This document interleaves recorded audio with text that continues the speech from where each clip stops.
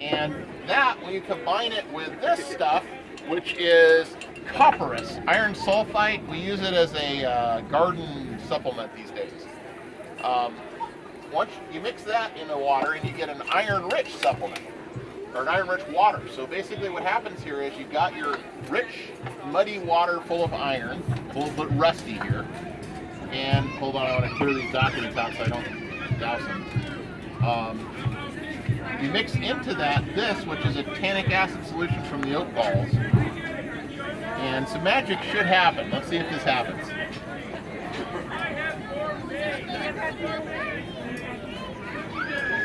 There it is. And there you got your iron gall dye. So it just gets darker and darker as it sits there, especially it gets exposed to a little bit of sun. It'll turn into this wonderful deep blue-black. And it gets on anything, and that's going to be that color now.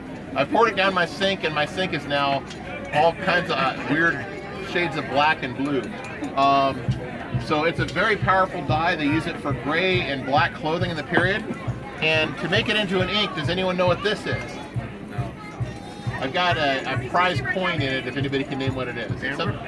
It's like amber, but it's not fossilized.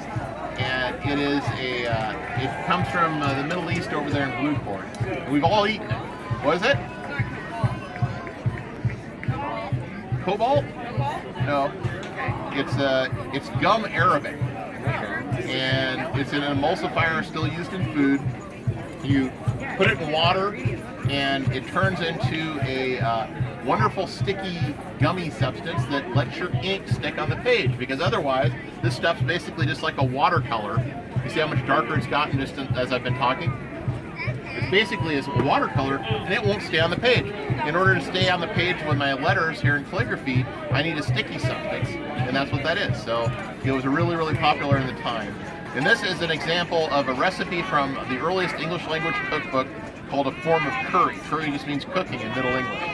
And it's iron gall ink, and it's a recipe for bean and bacon soup, which I actually ate yesterday, prepared that, among other things. So, and the last line, it's, do him to seeth in goede brood and et him with bakken.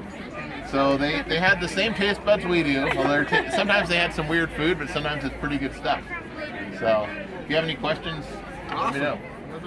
Yeah.